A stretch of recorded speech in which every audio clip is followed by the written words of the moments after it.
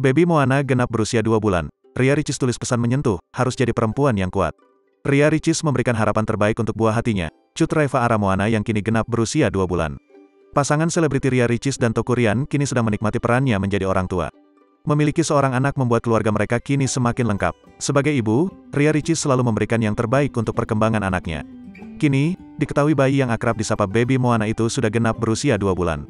Moana 2 bulan, happy banget dokter bilang Moana kuat sekali. Masya Allah tabarakallah, sayang, gak sia-sia les sama ibu, tulis Ria Ricis dalam caption. Terbaru, Ria Ricis menuliskan pesan menyentuh untuk buah hatinya.